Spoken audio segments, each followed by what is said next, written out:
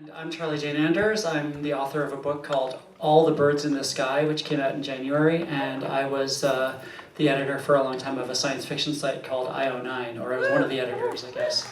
Oh, thank you.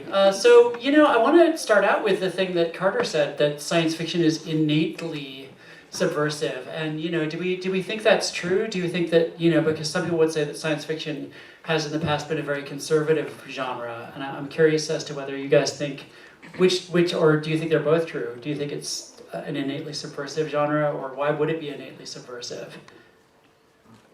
Well, I think it is, and I think even if you look at a really conservative figure like Robert Heinlein, he was proposing worlds that were different from the one that we existed. He was a proponent of space travel at a time when that was considered to be a little too weird to take seriously. Jewelle, what do you think? I agree that it's both. I think, it is innately subversive because it is positing possibilities that either don't exist yet or are disapproved of. And at the same time, when you look at a lot of particularly early speculative fiction, it might have been subversive for a particular segment of the culture, but then it left other segments in place. But I think, that said, there is a real reason that in the 70s and 80s, at the height of the quote-unquote second wave of feminism, so many feminists use speculative fiction to imagine what the new world would be like, or could be like. That's a really good point, and I think all of us were probably influenced by a lot of those 1970s writers, including Ursula Le Guin and Johanna Russ. And what do you think, Johanna? Yeah, I agree that the speculative fiction is a tool to have a dialogue between our own life, the present day problems, and then you just project those problems into a distant world or on a different place, different time. And so you can use that kind of estrangement effect.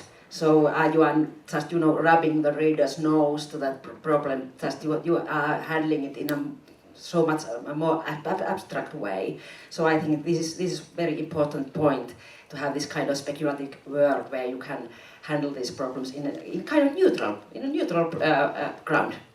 Right, so you said estrangement effect, like the idea that envisioning a different world lets us look at our own world and kind of maybe see things that we can't really see when we're looking at our own world because we're too close to it, maybe? So I want to just ask each of you a little bit about your work and then get back to sort of the roundtable-y thing. Jewelle, I read in an interview that you said that one of the things you really wanted to do in the Gilda stories was have this story of someone who was a slave and witnessed slavery and then got the power of life and death by becoming a vampire and got to see like the future and stuff. And you said it could be a time traveler, but you decided a vampire was better.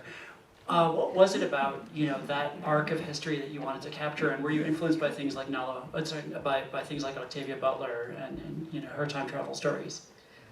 Time travel was of interest to me, and certainly Kindred inspired me to understand that a woman of color could take a place somewhere in the canon. But the vampire character was really significant for me because it could embody that power. So someone who comes from the absolute powerlessness of slavery then gains power over life and death. It posits a dilemma, a moral and philosophical dilemmas, because how do you not become as evil as the people who subjected you to slavery? How do you as a woman not become as brutal as the people who brutalize you? So it gave me, I thought, a much better framework for having that discussion, to have the main character be a vampire rather than a time traveler. So it was really the moral question of how you deal with history and how you deal with it in a just and merciful way, kind of. Yes, it gave me the opportunity. I mean, as Johanna said, if you pull the idea out, kind of abstract it, and put it in the context of something unexpected, you are then thinking about the idea much more, I believe. Because we're all struggling with the weight of history, right? There's a lot of atrocities and horrible things in our past collectively that we don't know how to deal with even today. And then, I think it's also one of the reasons that Octavia Butler was so successful is because she wasn't afraid to imagine these worlds in which people did not look like people. And have them have to work out the same dilemmas that we have to work out. Yeah, and I'm actually really drawing from Octavia Butler right now and some of the stuff I'm working on. I mean, I could never hope to equal her incredible gift, but I feel like she's a touchstone in terms of like imagining the other. And actually, otherness is something that I want to talk about more in a minute. But Carter, I read an interview with you where you talked about how, in Gypsy, your novella about interstellar exploration, really it sounded like the political aspect of that for you was specifically talking about things like climate change and resource issues like running out of resources on Earth, and could you talk a little bit more about that and why that was political for you and how maybe that was a subversive thing to talk about? Sure. It seems to me that that's a kind of a trope in science fiction, that the Earth gets used up and then we go out in search of another planet. And my point was to say that there is no planet B. We're not going to find another place that we can live on. Not in this solar system and not in another solar system, because the other solar systems are simply too far away. We're not going to get there. And I think the one innovation I had in the Starship story was to look very closely at all of the tropes of the Starship journey. And it is in fact not a journey of exploration. That's where the archetype of that story comes from, going back as far as Marco Polo. And we imagine that the other planet, the other star, is going to be like the far continental shore. And it's not going to be that way. It's going to be a completely different kettle of fish if we ever do get out there. So one of the things I did was, usually in a Starship story, you have to posit a big technological advance to get the Starship to where it's going. A warp drive, hibernation, some large technological leap from where we are now, because we can't do that now. And what comes along with that, in most of these stories, is a similar social leap, so that we've leapt out of the current world into some future world. And that's what I wanted to do away with. So I set my timeline very close to the present, and all of the social and political and cultural problems that we have now are still in effect, only more so, when the Starship leaves Earth. That does sound scary. And so how does that... So we have more advanced science, but we still doing basically. And Correct. Wow. So Johanna, I read that with your novel Troll, which won the Tiptree Award and is a hugely important book about kind of encountering another species. You started out wanting to talk about our relationship with nature and the troll is kind of like an animal, but kind of like us, and like the natural world encountering us. But then it kind of turned over time into talking about encountering the other, like otherness in general. Can you talk about how those two things are different for you, nature versus the other, and how, and what's subversive about either of those things in terms of our current technological kind of xenophobic world? Well, I'm interested in otherness in very many aspects, and I'm not sure if I'm ready to discuss the Troll book, because I think that for this panel, perhaps the core of the sun is more close to the subject.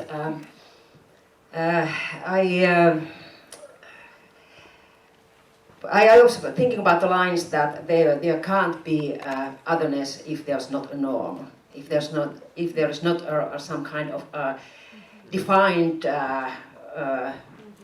definition what's normal, what's acceptable in the society, and you can see that in a way in the Troll book I wanted to discuss the idea how we are seeing the other creatures of nature as the others, in spite of the fact that we are mammals like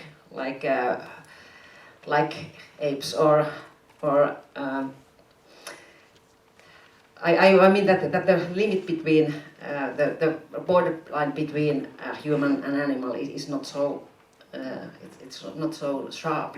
We have a lot of degrees. It's cardinal.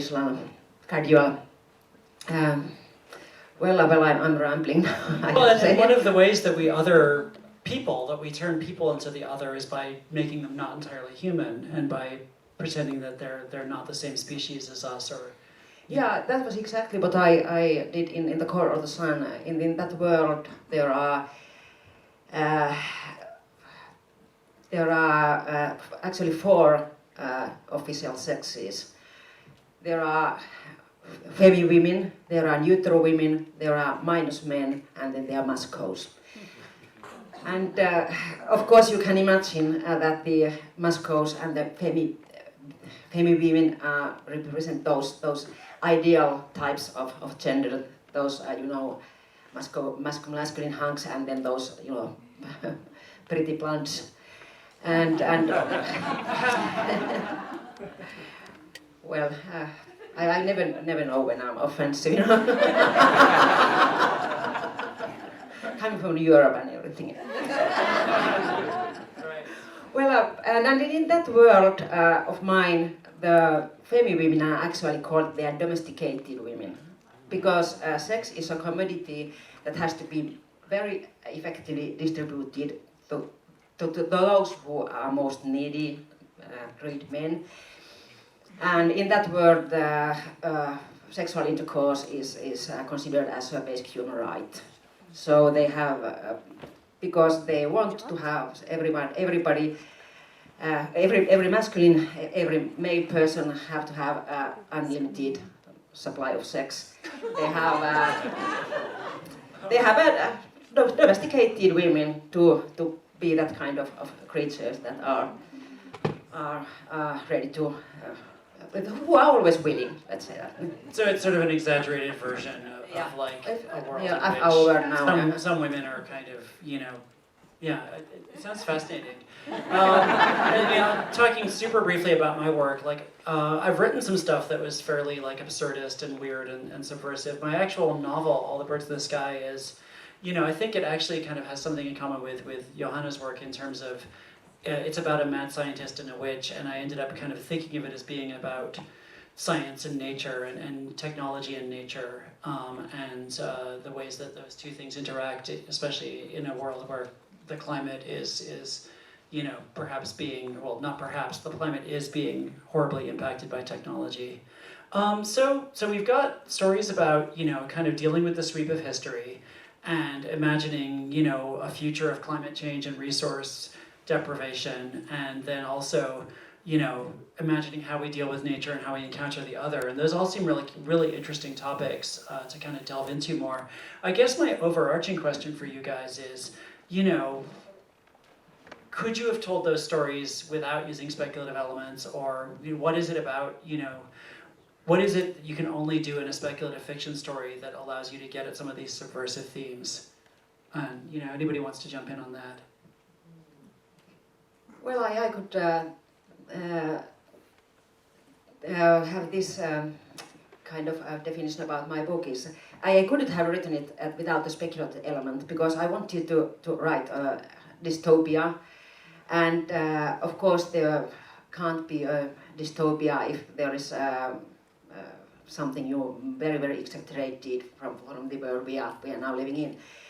And I think that everywhere in the world nowadays, even in the Western countries, there have been it's visible that the equality of sexes has taken a little back steps. I mean, there are like male enforcement movements that. Like men's rights movements. Women's rights, yeah, who are telling us that feminism has gone down so too far, and women should be put to their proper place again, and so on and so on. And there are even in Finland that kind of movements, in spite of the fact that we are one of the most equal countries in the world. And I was just thinking, what do these guys really want? I mean, and then I started to think, okay, now I'm going to create a world that is their utopia. And of course, it's the women's dystopia. So you can read it like two ways and everyone's happy. Right. And that is true. Like, anybody's dystopia is someone else's utopia. It just depends on the point of view, I guess. Yeah, several years ago I wrote a play about James Baldwin and his anxiety about publishing Giovanni's Room, which is, for those of you who haven't read it, it's a story of two men in Paris, and it's in the 50s, he wrote it in the 50s. One is a white American tourist, the other is a Mediterranean bartender, and they have a torrid affair that ends tragically. And as I was working on the play, several people asked me, well, why did James Baldwin, one of our most renowned African-American activists and authors, decide to write a play about two men having an affair in Paris? And as a gay man, not me, I think he, as a gay man, wanted to tell the story of the tragedy of this affair, but he did not want it to be problematized as a Negro thing. So he chose Paris, which is, known for love, and used it as a metaphor for many things. I mean, I think the novel, in all of its brilliance, is also a metaphor for colonization. But he wanted to show the tragedy of love that couldn't be fulfilled because of the culture around it. And he did not want it to be, oh, this is what happens when colored men fall in love. And so I think there is that moving away from the norm, which gives you that vision, that perspective on the topic. Right, so sort of defamiliarization again, like the kind of thing that Johanna was talking about earlier. Carter? Yeah, I think that's precisely it, because a previous novel that I wrote, Radiance, is not speculative fiction by any measure, really. It's a historical novel, in a sense, set in the 1990s in California, and it concerns the Lawrence Livermore Labs and the Star Wars SDI program. There's not a speculative element in it anywhere. And yet I feel like I was doing exactly the same sort of thing that I'm doing in Gypsy. And the tools that I used were a kind of estrangement, and I had to get at that in a stylistic way rather than a content way.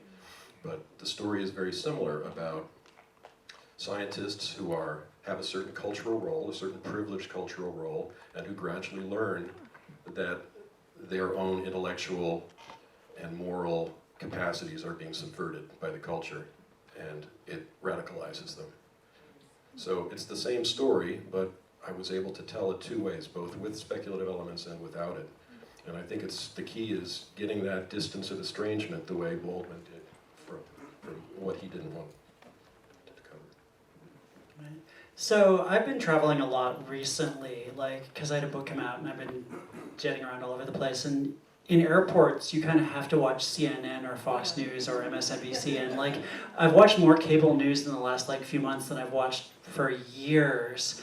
And it's like watching this whole weird reality where it's like the president had a latte. What does that mean? Let's deconstruct that. Is he insulting our troops? It's just weird things that people are either pretending to care about or they actually do care about, and I don't know what's worse. And so I kind of think when you're trying to be subversive, do you think it's harder in some ways to break through just the weird self-hypnosis that people are under, where they I'm just throwing that out there, that they decide that things, I don't know, that they decide that the president having a latte is a major national security issue or something.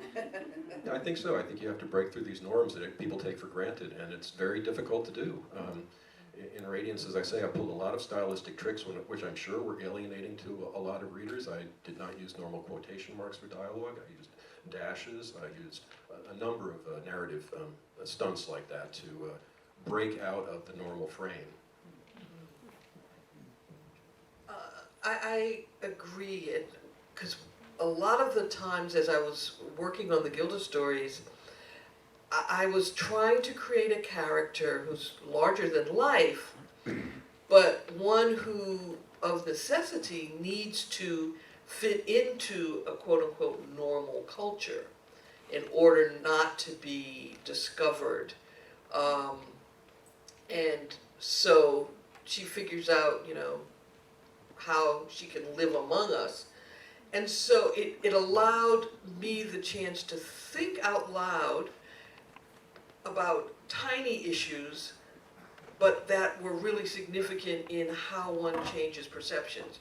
For example, in the 1800s, and Gilda, you know, has kind of become a vampire in around 1890, and she has to figure out what clothes is she going to wear.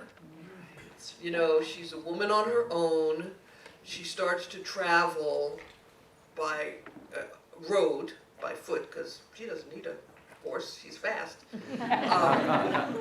But she's on the road at night alone as a female.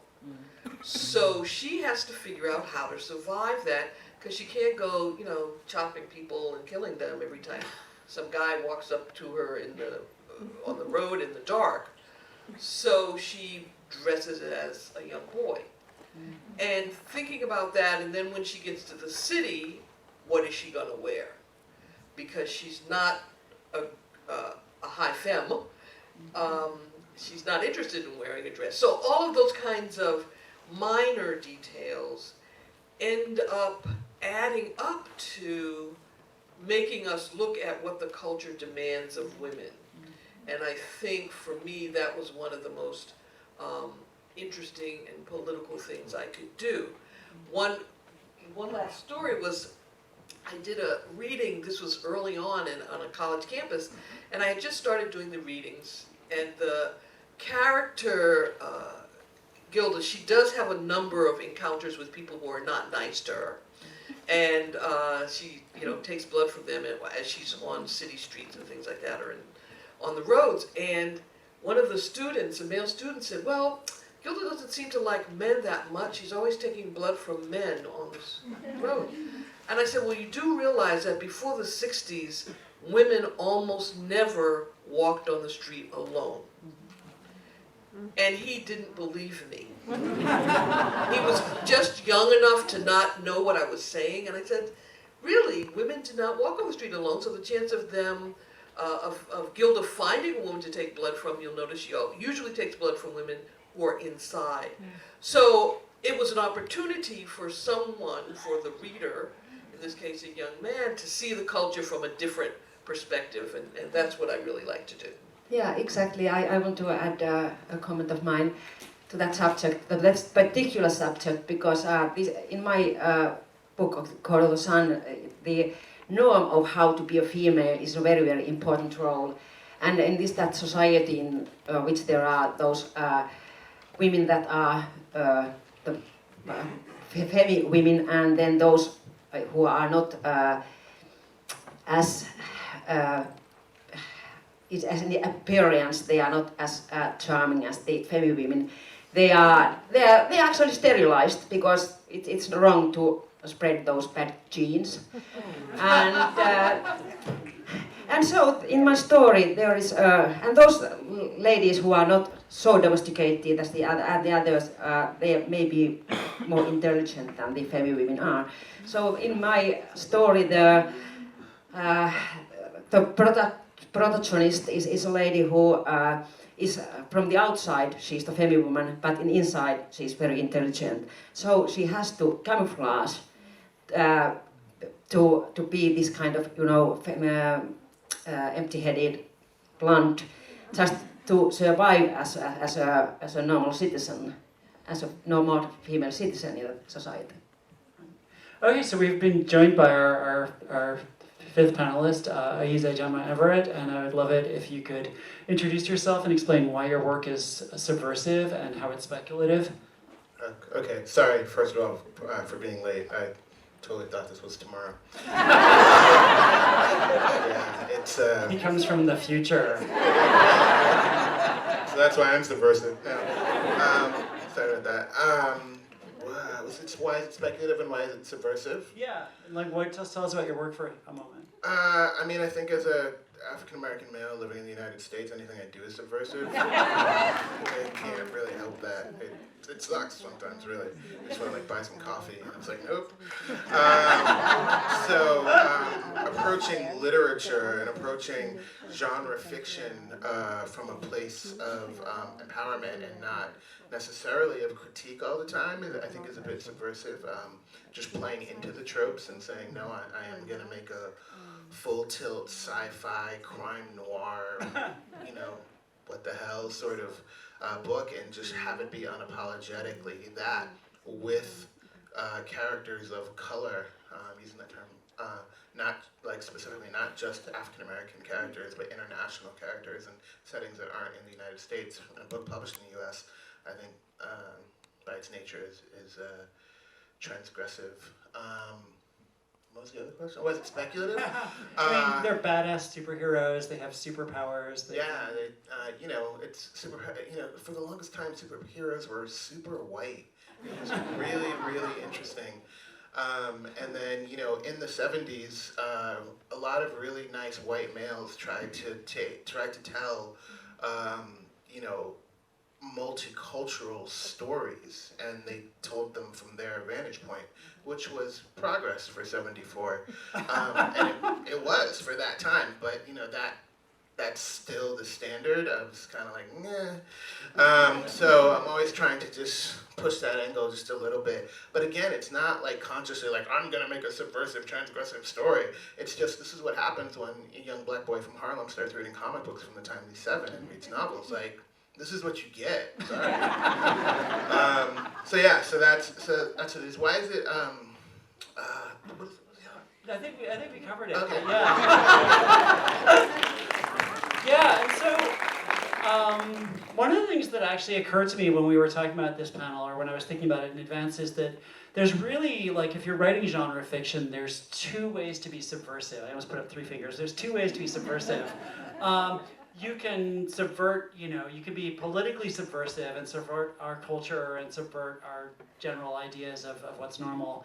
Or you can subvert the genre and subvert the tropes of the genre and subvert, the expectations of a speculative fiction book. And I'm curious as to whether you guys think that those 2 things kind of go together, or whether you have to choose to some extent, or how those 2 different things play out for you. I think they definitely go together.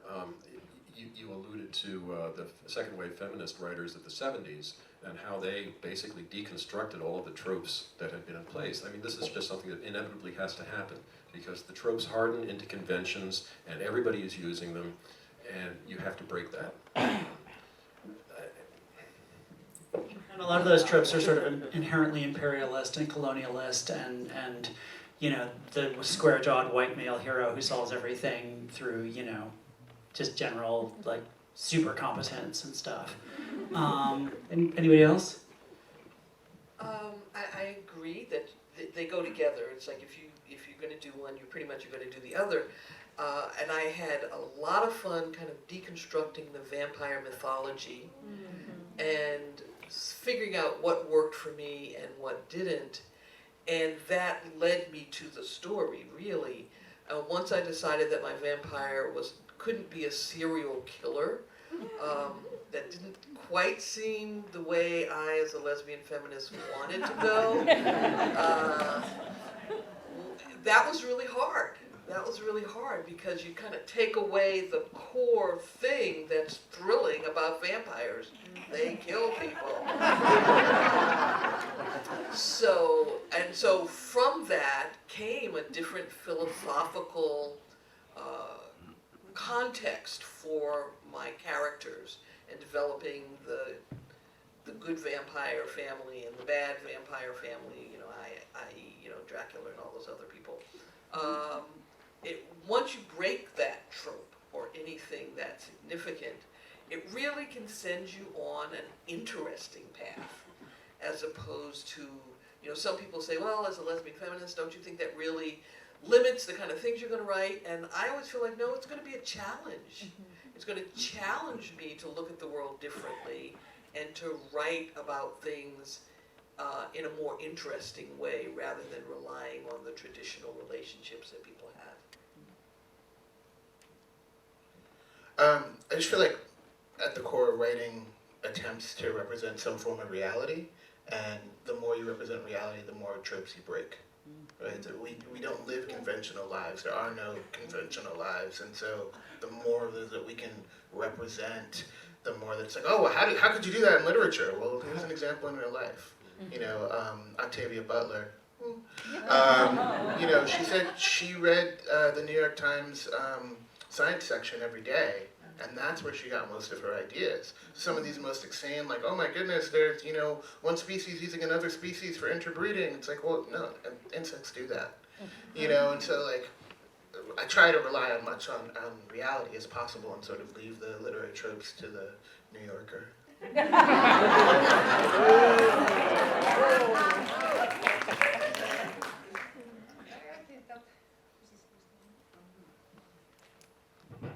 I think that sometimes, I feel that sometimes writers just hang on tropes because they don't want to get the reader disappointed. They want to give them something they suppose they want to read. And I have learned that if you just should write that kind of books you yourself want to read. That's the only goal. No. Never, just forget the reader. I'm going to slightly disagree with you guys actually, because generally the consensus seems to be that subverting genre tropes and subverting sort of politics and culture kind of go together hand in hand, and I actually think that that's not always true. And I think that speculative fiction in particular is a genre that's been arguing with itself for a long time, and some of those debates have gotten very internecine and kind of archaic to sort of non-speculative fiction readers. And I think that sometimes you have to choose whether you're going to set out to just subvert tropes or whether you're going to try and create something that is kind of aimed at a larger political issue and I guess this was my experience a little bit with my novel, was that as I was listening to you guys talk, I was thinking about this, like that with my novel, All the Birds in the Sky, I kind of set out originally I had this fantasy character and this science fiction character, and I was like, I'm gonna really play with these tropes and undermine them and kind of take them apart. And then I ended up not doing any of that and kind of just trying to instead just try to think about ways to talk about science and nature and technology and the real world ways that nature and technology intersect. And I felt like it was a choice in a way between commenting on tropes versus commenting on society. And I think that, you can do both, but I don't think they necessarily go together, actually. I think I agree with that, Charlie, but if you decide to deal with reality and write about that, don't you find yourself necessarily breaking tropes? I think you inadvertently break tropes, but you don't necessarily say, here's a trope, I'm going to subvert it, or here's a trope, I'm Right, going to... no, right. I think you should start from the writing it realistically, not from the desire simply to subvert tropes. And actually, I think subverting tropes can be fun too, and I don't think it should either way. But I think sometimes you kind of like the focus on the story is either like the metafictional, I'm commenting on science fiction as a genre, versus I'm using science fiction as a vehicle to do something that science fiction maybe doesn't usually do or has done differently. So. I just wanted to comment on something that Johanna said, which I think is really true. I hadn't thought about it a lot, but particularly in a genre which is so popular, has a broad-based audience, people do, I think writers sometimes do become afraid of disappointing their readership. I think it's also true when people who write detective fiction, they create these detectives, they have to have the same personality, the same approach to detecting, and because they have such broad fan bases, I think writers often do become afraid of disappointing them. never had that problem. So Ayize, I wanted to ask you a little bit more, like, having read some of your books, like, you have this incredible depth of world building with, like, the liminals and their war and, like, all of these things that have happened in the past, and, like, how do you go about our world, and do you feel like you of our world to include all these sort of paranormal people, do you feel like you're kind of changing our world or commenting on it in some way? I don't think I'm changing the world. I'm not that arrogant. I want to be. I think what I'm doing is sort of changing the lens in which we see the world. I see the world, or the world that's presented, so that what's his name? Joseph Campbell.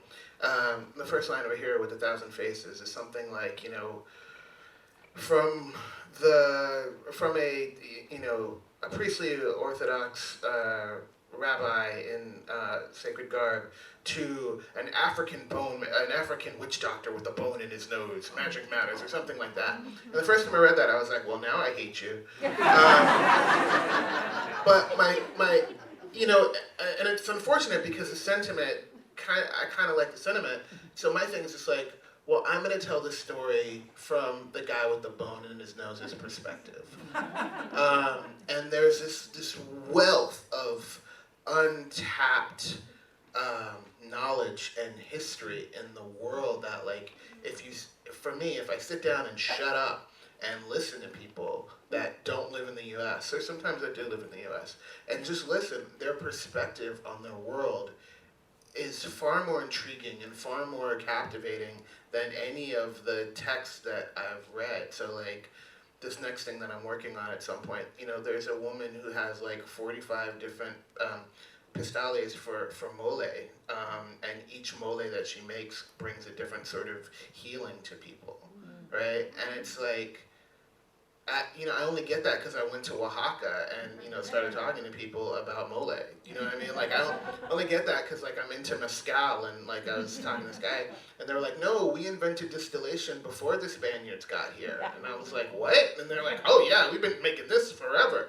And it's like, if you look at the text, distillation comes from, Europe and from North Africans. Like, there's a history, there's a narrative history that's written that's it's cool.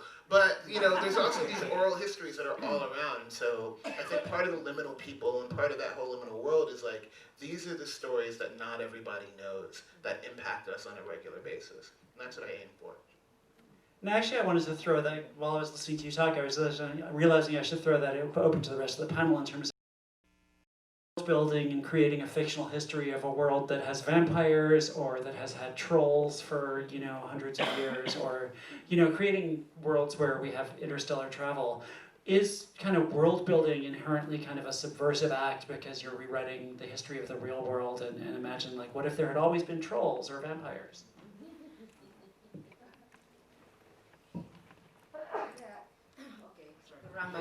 Wrong mic again.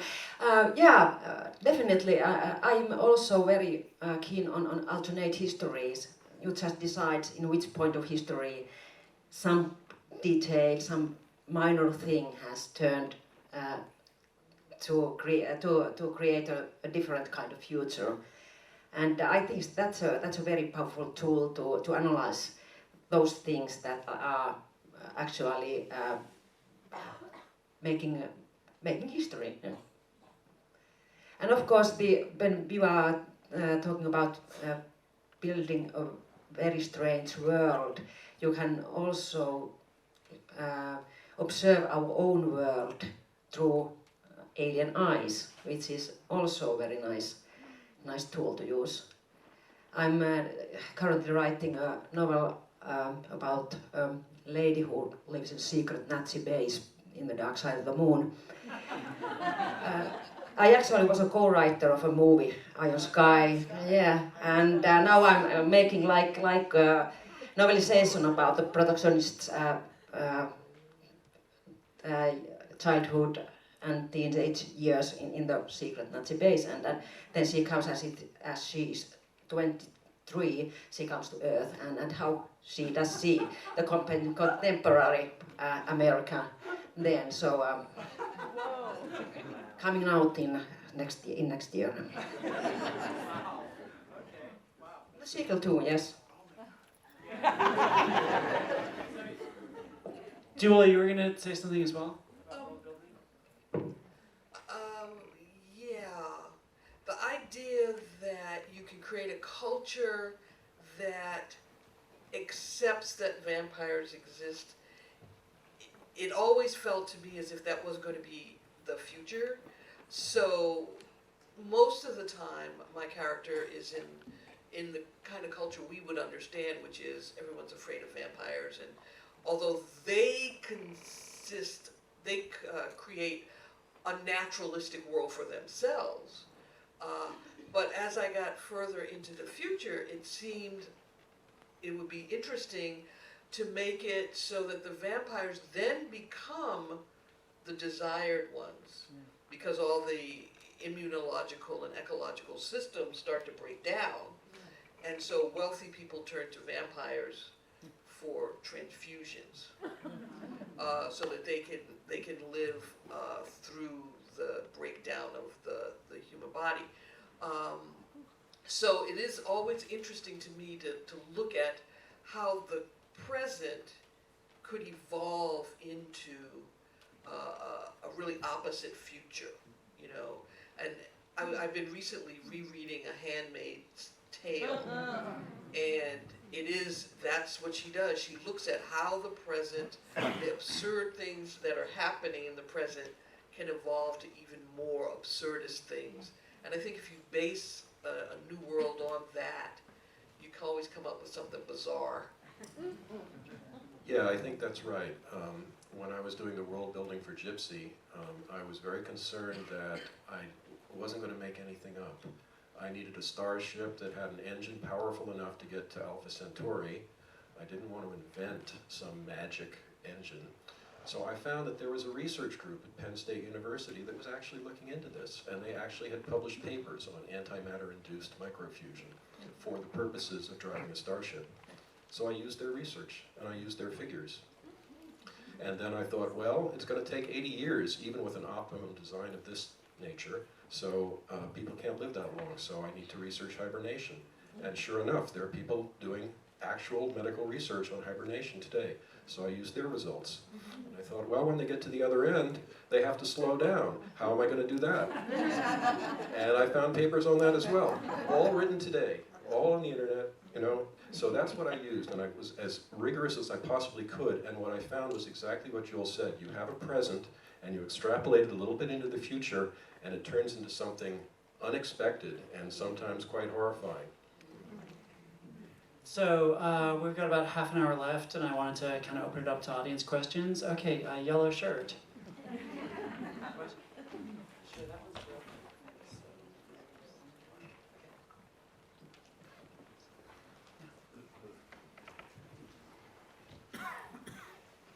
So this is a question about the writing process or the thinking process, but you're all working on works where the ideas are really big and the world you're creating is really big.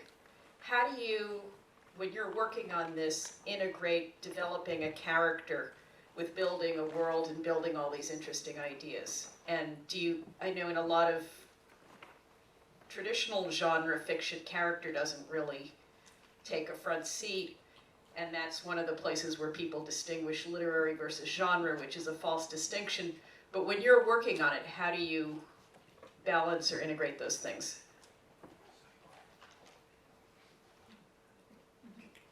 I think whatever world you're building, there has to be someone who's experiencing it. And I think what happens is character helps you to narrow my view. I'm gonna speak for myself, right? I can create a huge world as much as I want, but someone has to experience it. And so what they see is what I write. What they experience is what I write. And our experiences inform who we are.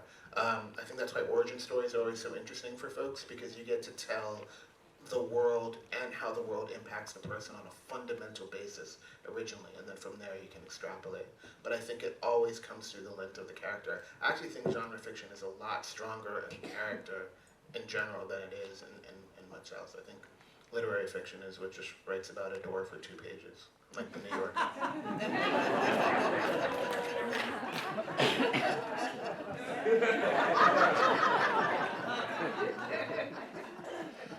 Well, worlds are social constructs. You build a world out of, people do that. People build worlds in reality and in fiction. And so people always have a place in that world. They have a social position. And so when you start thinking about what's different about this world that I'm building, you think about what kind of people will be inhabiting this world. And you find the interesting ones, the ones that can tell you the most about the world. Yeah, exactly, and you have to just think who is gaining or who is suffering in that kind of world, and you can start from that.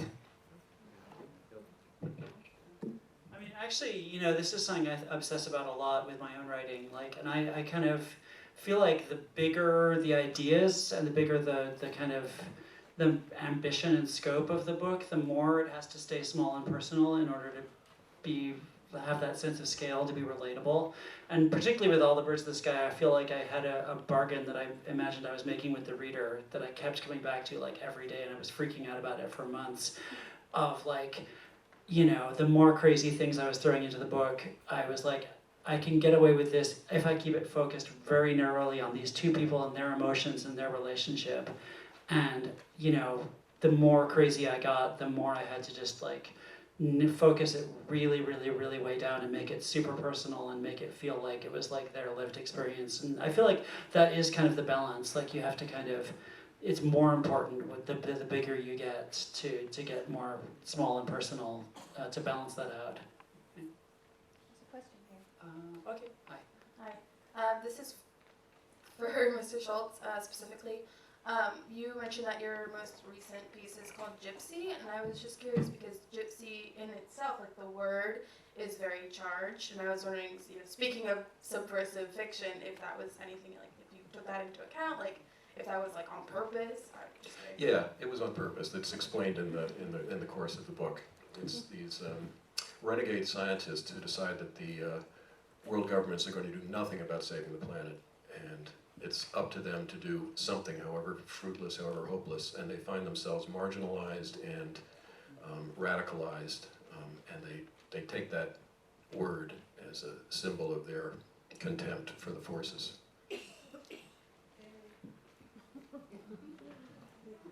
Hello, you mentioned Octavia Butler. Right before she died, I had talked with her about optioning one of her books for a screenplay, and it wasn't available, and she said, just wait a while, because people option her books all the time, and then when they realize the leads will have to be black, it sort of dies. So I was wondering, with all of you who have, you know, characters of color or characters who are females, has this changed over the last 10 years, and has Oscars So White got more interest? And what do your agents and publishers do to protect you and get you out there? Well, when the Gilda Stories was first making the rounds 25 years ago, one of my favorite rejection letters I've kept in mind, the editor said, well, Gilda is black, she's a lesbian, she's a vampire. We can't sell that, as too complicated. And my thought, well, I'm 2 of the 3. I'm not going to tell you which 2. So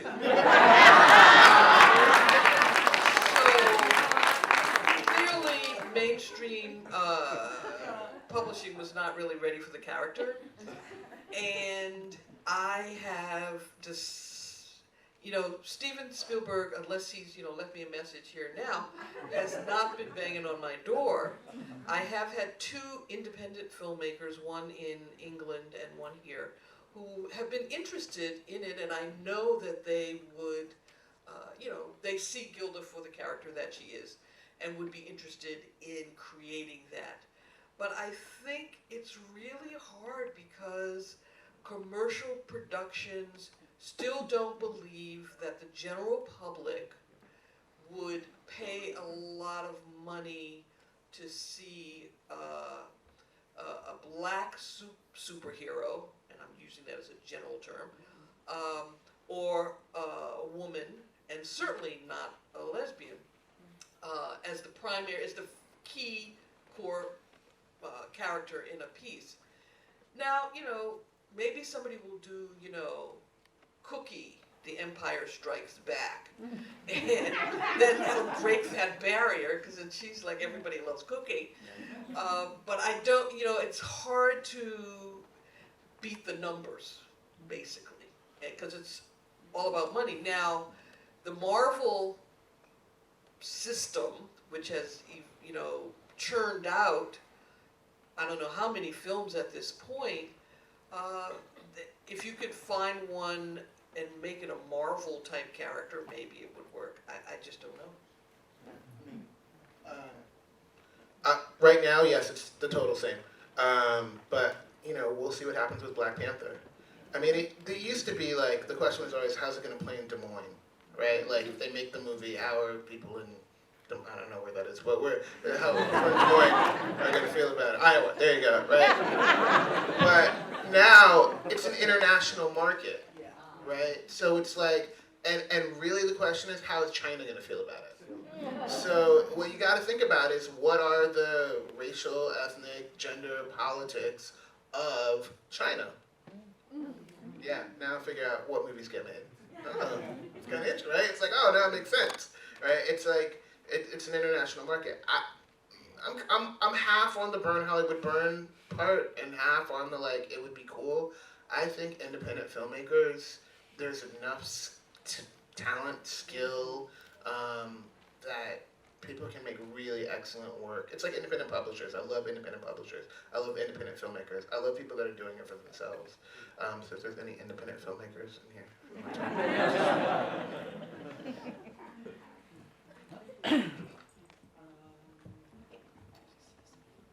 Front row, I guess. Thank you. Yeah, what I'd ask about is...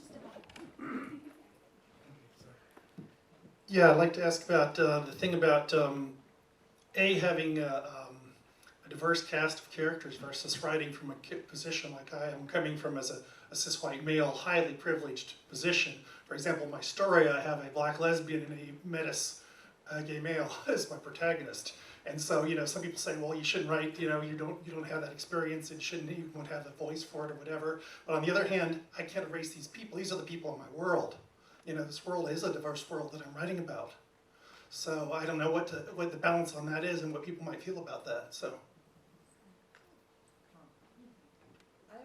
I always feel like you should, they say write what you know, but really I think what that means is write what you know in here, and pick the characters who are going to reflect it, and consult with people who can help you if you don't know what street 125th Street intersects with. People can help you with that. But it's really being, I think you take a risk, because someone's always going to not be happy about that. There is a fantastic book called Writing the Other by Nisi Shawl, which, yeah, okay, you've read it. It's really good. It's a great resource for people from a privileged background who are writing characters from other backgrounds. And yeah, do your homework, talk to lots of people, do like Ayize said, and listen to people. Don't just talk, listen. And, Didn't you write a black guy that was forced into whiteface in that movie? What? Wait, Yeah, I remember, that movie was awesome. And, yeah, it was I love that movie. We're talking about Iron Sky, which Yeah. is the Nazis on the Moon movie. I don't know. So who's actually seen it? So good. It's so good. Like, I was stunned by it. But yeah, that was, and like there's a black male protagonist for like say half the movie, and he gets forced into whiteface. And I thought it was so smart. It was such over the top and yet still elegant approach to race in this like random movie that I was like, I have to know who that writer is because they're absolutely dope. It's so awesome that you're here. So all that to say, it's possible, like you just got to do the work. And the other thing I think is really important is hear the critique. Like write it, definitely put it out there, and then hear what people say about it, hear how it lands on people. And I know it's really hard as a writer, I struggle with this all the time, you can't defend it verbally. Like, you have to just, like, if someone, hey, this doesn't scan right for me, this doesn't feel good for me, you just gotta take it in and see how to make it stronger in the writing. But always write it. You know, you can't edit in your head. And part of the hearing the critique is that you can show it to tons and tons of people before you try and publish it. So you can get feedback and then hopefully use that.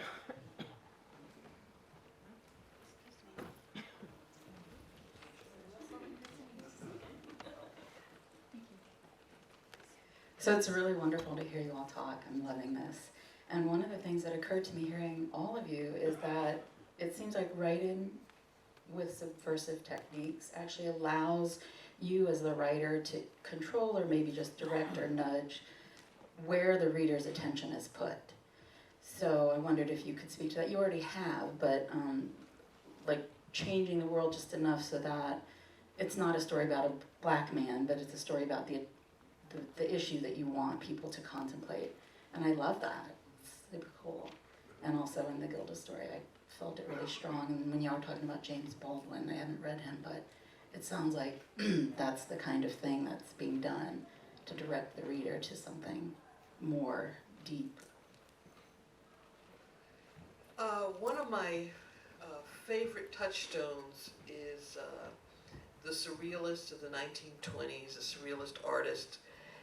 And, you know, you think about Buñuel and Leonora Carrington and Salvador Dali, these who you think of them as a kind of extremist artist, but the philosophy behind surrealism was, and they thought of themselves as revolutionary, was in order to change the world, you had to first change your dreams. And for me, writing speculative fiction, that's my dreaming.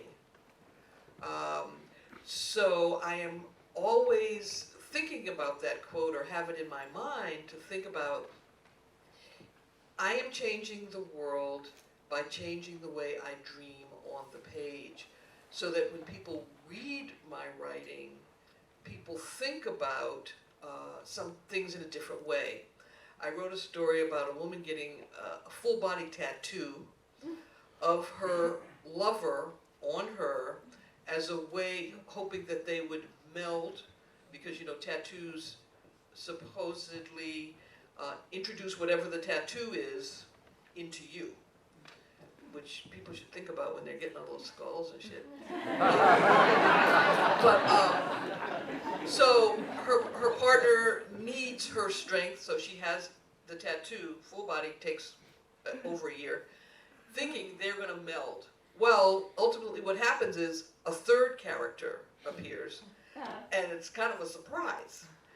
And so what I wanted to have people think about is what happens when you cannot define who an individual is, because that individual is that person and the two other people inside. And really make people think about identity. And one of the lovers was black, one of them is white, so what does that make the third person? And I really want to force people to think about identity, and that's kind of an extreme way to do it. But yes, I am trying to get people to think about things. Yeah, I think that getting the reader's attention to the certain topic is, one of the answers is don't forget to entertain the reader. Because you can get the topic through between the lines in an entertaining story better than preaching. And I like to use satire and comedial tools because ridicule is a very, very powerful tool. Hey, thank you so much. I'd like to actually build on what you've just been talking about. In a sense, I mean, for subversive and speculative fiction, you're contrasting things that are familiar with things that are unfamiliar, and you've already spoken about that. But I was wondering, when you have to present something that a reader may be completely unfamiliar with, how do you think about the process of that craft of presenting things that are familiar and shaping them in a way that a reader can actually make sense of what you're trying to talk about?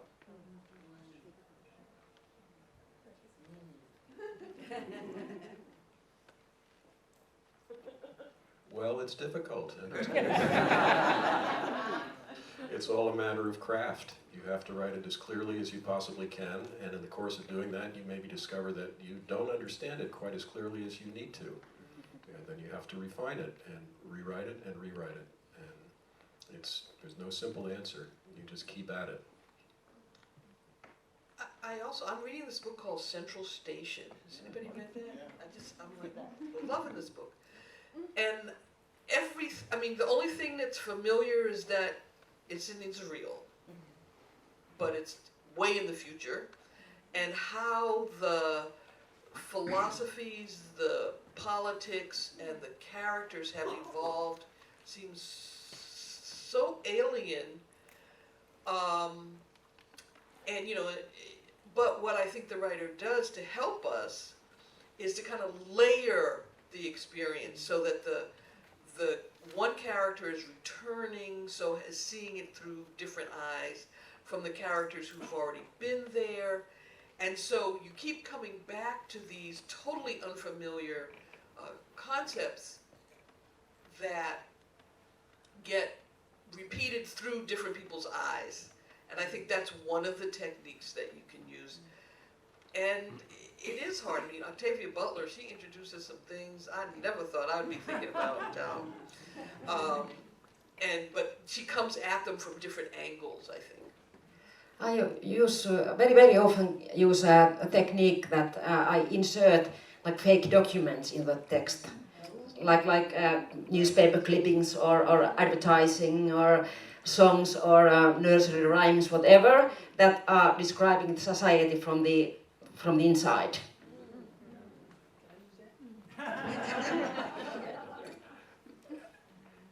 You read somebody who does it really well, like Johanna, for example, and you learn from that. And you say, now that really worked. How did they do that? And there are a lot of different ways to do it. The author of Central Station, I think, learned a lot from Cordwainer Smith. There's a lot of different ways. So you find the writers who you know can do that really well, and then you study them really closely, and that's helpful. Central Station is Levi Tidhar, is that right? Yeah, that's it. I've been meaning to read that. And I do think the emotional impact is super important. I think if you can get the emotional impact of something, then the reader will take it in and see it and understand it. So you've had your hand up a few times. I was actually going to ask, you made a comment earlier about the Chinese market and how we're really getting into this international global viewpoint from how we're seeing things, but we're still very small in many ways. How can a story, even like set in the US, if you're reading it in Iraq, how can that be subversive just by the nature of the different cultures that we have around the world? How can it be subversive? Or, I mean, how would you go about?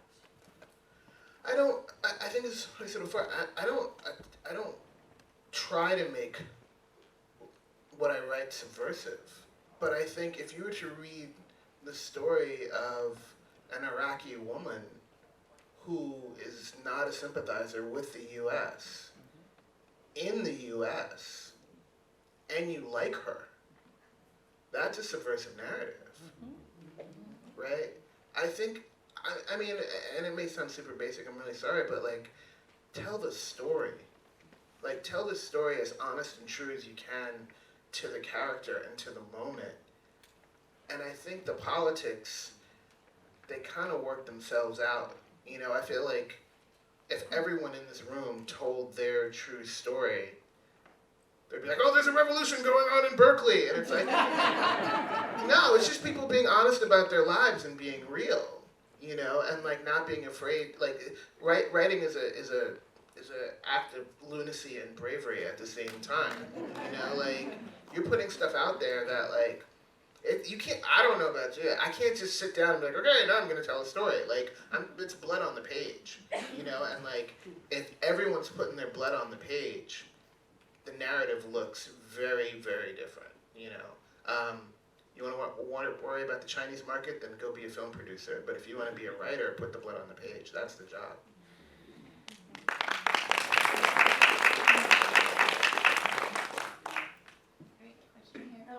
One more, if it's okay. writing subversive and speculative fiction, how do you use comedy?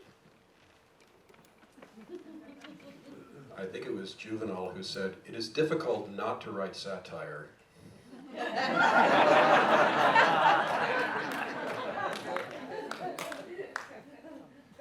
Yeah, I think that you just show the reader how ridiculous some things are. That's it. That's the point.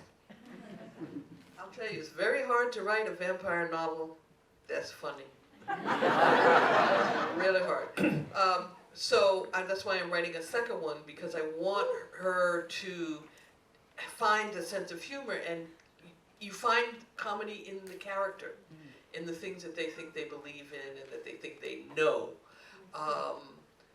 And I think one of the reasons writing in genres is fabulous, and that includes comedy, is those are the easiest ways to get people to learn something. Because if people have their mouths open laughing, things are going to go in there.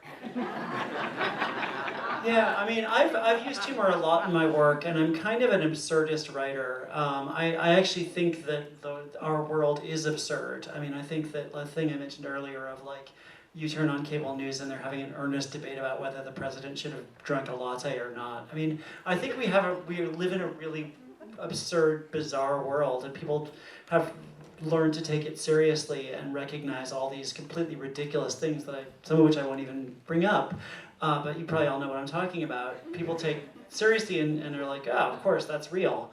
And I think that absurdity, as the world gets more absurd, it's more and more important to just kind of kick people in the teeth a little bit and remind them that none of this makes any sense, and that, you know, everything is ridiculous. I also just find it's not just even beyond a tool for commenting on the weirdness and nonsensical nature of our world. Absurdity is also just a way that I get interested in people. Like, I feel like I can connect to people really clearly if they're funny, or if there's a funny thing about them. And that's something that I kind of lean on a lot in my work. I'm actually moving away from humor a little bit because I feel like it can be a crutch, but I think, or it can be something that you lean on that's just an easy way to get into the story. But I think it is an easy way to get into the story. If you can get people laughing, then you've got their interest, and if you can if you can showcase the weirdness and silliness. I think silliness is a profound tool. Actually, I think a lot of the best science fiction is a little bit silly, and there's a long history of people like Stanislaw Lem, and I'm going to bring up, using the kind of bizarreness of absurdity of, you know, the kind of poking fun at everything with like just ridiculous stories, and using that to actually make you think about like how we live our lives and what we're actually doing. And Stanislaw Lem is really, if you're going to read speculative fiction and try to understand how to be subversive, I think he's one of the authors that you really do have to look at. Just one more thing to that. I feel like comedy is a mix of like viewpoint and intelligence. When you're telling people what to laugh at, you're dictating what they shouldn't laugh at. Do you know what I mean? Like, so, and then how you point that out, how you present that, that's a trick of language. It's a trick of perspective. I mean, you're playing, and that's the other big part of it. Like, that's when I know like a writer is enjoying their writing, when they're playing with their writing. Like, when you don't know, when you're not sure, you're very, at least for me, when I'm not sure of something, I'm very serious, I'm very stern. When I know what I'm doing, I feel cool to make jokes, or when I don't care if I fail, then I'm okay to make jokes. So it's like, I think a lot of it is play, and I think playing is really important when you're writing. I think we've got time for one more question. Okay, yeah.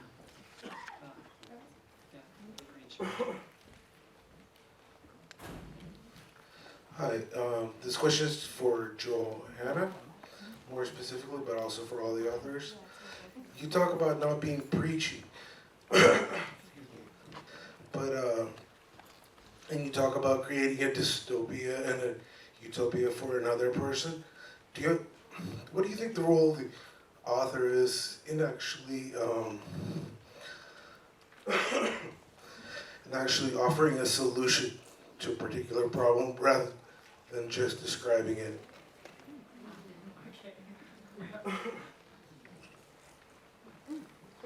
I don't believe that the writer should be producing answers. I believe that we are here for asking questions. I agree. I never approach something with the thought of how am I going to change the world. At best, I think if you describe what you're looking at clearly, you have provided a kind of diagnostic. Well, I always think, I'm thinking about how my work might change the world. I know that's a little bit grandiose. But I'm always afraid of postulating the answer in a global way, but in a particular way with particular characters in their universe, how those characters find a way to make their world be in balance, which is what we're talking about. We're in a world that's terribly out of balance, and so if I can figure out a way for my characters in their world to create a balance, then I'm hoping it has a ripple effect on some level, because whenever you think you have an answer, as we know, the unexpected consequences are usually dire. I write dystopian stuff. Like, I don't provide answers, and my people don't come out okay. They get hit, and they get hurt, and they die, and it sucks. And the only thing I provide is that, like, they keep going, and like that's if any message, any theme you'll find in all my writing is that my characters don't stop. But in terms of like global, this is how you get things better and puppies and roses, no. Because I don't know that world. I don't know what that world looks like. I've never seen that reality ever presented in any way that was believable. Because whenever I've seen that reality, my question is always, what about the black people? And it's not there. It's not there. Like any utopia, it's like, where's the black people? You know. So I just can't. I don't. You know, that's not the world that I write about. Yeah.